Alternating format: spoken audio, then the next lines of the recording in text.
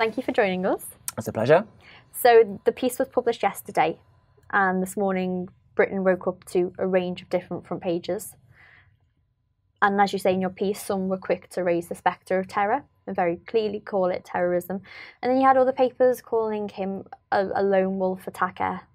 I think it's the Times. The Times front page read unemployed lone wolf attacker. Do you think it's true to say that there is a spectrum of how the media reports on terrorist incidents? I think there definitely is a spectrum. I think the interesting thing about this particular attack is that because the police and the Prime Minister were both quite quick to publicly say that they were treating this as a terrorist incident, actually the media has fallen in line pretty unanimously. But nevertheless, there's still a degree of reluctance, perhaps in some areas, sort of go the whole hog as they might have done in other circumstances. So I think it certainly varies, although I think it's quite important that we don't get into this idea that on this occasion, people are simply refusing to acknowledge this act for what it was. Because that's definitely one conversation which is going on around it. And I know even scrolling down my own Facebook wall, there's a huge sense of distrust in how the media covers terrorist incidents which are perpetrated by, as you say, what we have come to expect post 9/11, what a terrorist does look like. And I mean, this case is very different. Working in a newsroom myself, that we're reporting on this differently because he is going to face a criminal trial. Whereas when we've reported on incidents in the past where the suspect has been killed at the site of the incident, the way we report is quite differently. I mean, that's definitely true, and that's inevitable, and I think that's entirely right, because plainly, working in the media, you cannot risk prejudicing what will inevitably be a very serious and large-scale trial. And frankly, to assume a person's guilt before it's been tested in front of a judge and a jury is not something which I think the media should be doing. And as you say, in incidents where perpetrators have died in the course of carrying out an attack, the circumstances are, from a legal point of view, completely different. And I think just as there's a danger of, sort of mischaracterising acts of terror or people's motivations for carrying out violent acts, I think it's also quite easy to mischaracterise specific news brands in this country and indeed the media as a whole. And you see that quite often. This, particularly nowadays with the dreaded mainstream media, which is just sort of thrown around willy-nilly as a sort of terrible insult. You think, well, I mean, what does that even mean? It's it's ridiculous. I wonder where that comes from, though, because it's, whether it's wrong or it's right, it's here. It's now part of public discourse. I mean, we're seeing it around Grenfell Tower. A lot of people accusing the media of not reporting fatalities correctly, when on the other side, we know that we can't report deaths until we officially know them from the police. There's no de-notice, there's no gagging order. But people suspect that there is, and those suspicions are founded in something. I mean, do you know where did it come from? I don't know. I mean, I think some part of it is an inherent British cynicism, which is reflected in all sorts of things, funnily enough, not least the media itself.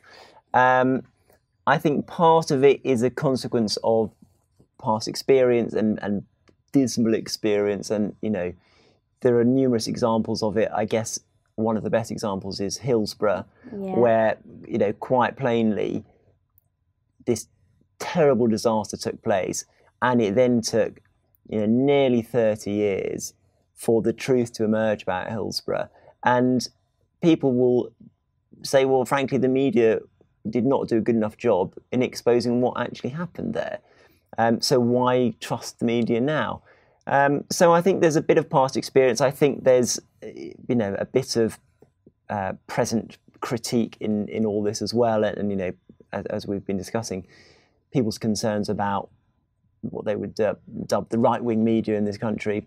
Ultimately, I think the danger is that real problems and real misdeeds get overlooked because people are so desperately trying to find some sort of bigger conspiracy to attack. So I think I understand where that narrative comes from, but I actually think it's often unhelpful to the cause which, people who hold that narrative would probably want to espouse. And it sort of twists something in the relationship between people and sources of information. Really, if you want to enact change, you need to understand the real root cause of the problem, or have a critique of it. But if you trust a lot of your news outlets, where do you get that information from? And I have the same worry as you. I think when we say you look around Grenfell, and people who quite rightly feel left behind by some publications, they might be people who live in a council house and have been on the dole and for years have seen themselves being plastered across front pages saying that they're scum and they're skivers, and then all of a sudden they feel that these papers are yet again not representing them. But then does that detract from who we really should be going after, who in this case is, who knows who it is, because the investigation's ongoing, but there are some very culpable people in this country right now. Yeah, I think that is absolutely right. I think, we basically have to ask the right questions of the right people, not the sort of the what we see as the bigger questions of, bigger crooks in our imagination, because actually that isn't going to get to us to answers that we need or that are actually going to make any difference. So, yeah, I completely agree that there's a real danger to that narrative. But equally, I think the onus has to be on the political class and on the media to convince people that the narrative is wrong, and to demonstrate that actually we can be trusted. We're not going to get stuff right every single moment of every single day, but we don't set out to cover stuff up. We don't set out to twist narratives about terrorism. And use of social media. I think one part of this conversation that we haven't got onto yet is, you have, your mainstream media, as it were, but now also you can totally bypass that. Throughout these terror attacks in Grenfell, a lot of people have said, let's develop our own, let's share our own news, let's share our own videos, because we don't feel like our voices are being heard elsewhere. So we're going to use these platforms to share them. So now you have almost like 2 channels, and those channels overlap. People share news stories on social media, but also social media has become its own publishing platform. They're brilliant because people can take control of conversations themselves. They can report on what's going on themselves, and they give people access to an incredible range of, mainstream media outlets, or not so mainstream.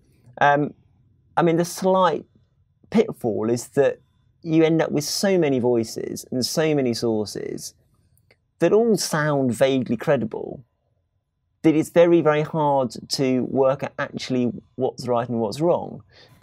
A lot of what goes on behind the scenes, and a lot of what your job is for the Independent and the Evening Standard, is to make sure that we are reporting correctly and adhering to ethics of the industry. And I think you're right, when you use social media, there's no sort of paradigm to work within or standards to work against, which means that sometimes we have to be a little bit slower in how we report, because we can't just report the first thing we hear. It has to be, checked. And sometimes does that delay? Do you think that delay causes a sense of suspicion? Yeah, possibly it does. And to some people, there is that sense of reliability once you've seen it on a major platform. But you're right, possibly to others, they see something on Twitter and they don't see it in the media for a period of time. And maybe they see it the next day and they think, clearly the media was sitting on this for X amount of time. What ulterior motive did they have? Well, as you say, the truth is, for the most part, either journalists just didn't see that piece of information that someone else saw on Twitter, or more probably, they're actually working out, well, is that information right? Have you seen the rise of social media and the rise, or a change in the way that readers interact with, say, the Independent and the Evening Standard? Because you speak to readers quite a lot about their complaints or their concerns. I think there's definitely a change in the sense that people feel, perhaps they feel they've got more skin in the game, that they know a bit about what this industry really is like because they've seen it on social media and they've got involved with it on social media. I think that's how sometimes people think of it. I mean, as we've just been saying, I'm not sure that necessarily matches up to reality always, but I think that's sometimes the perception. And I guess perhaps it's made people more aware of what a range of sources is telling them, and which broadly speaking is quite a good thing. But what it means, for example, is that whereas 20 years ago someone would have simply read The Independent and that would have been it, and they might have watched the BBC News as well, now they're probably seeing 20 different accounts of a particular event on social media or possibly online. And so often they'll write to us and say, well, I saw this on your website and it didn't seem to be quite the same as on another website, so who's right? Your background's in press regulation. Do you think there's a place for more regulation of social media as well as the established form of media? Because surely it seems like social media is such a big part of this debate and has totally changed the landscape. And how do we begin to grapple with that? How does the industry do it? I genuinely sorry, I'm asking you to solve all of the media problems.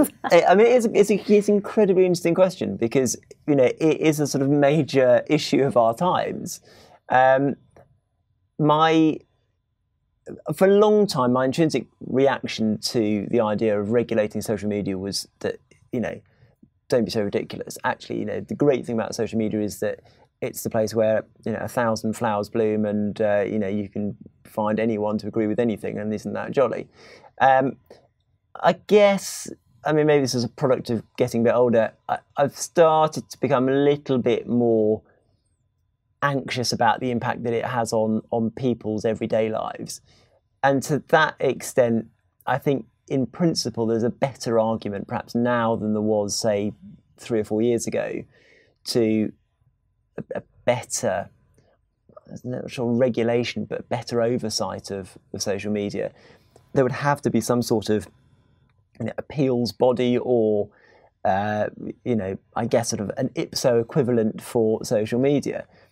But again, I just think it is one of those things that in principle you think, well, that's probably a good idea. In practice, I struggle to see how you could make it work effectively without it, becoming a sort of extraordinary monolith that would probably be A, massively expensive, B, highly inefficient, and C, lead to all sorts of rows in relation to every judgment ever made. Well, thank you for joining us. You heard it here first that Will is going to be the founder of the regulator of social media in the UK. Yeah. Thank you for joining us, It's a pleasure. Will.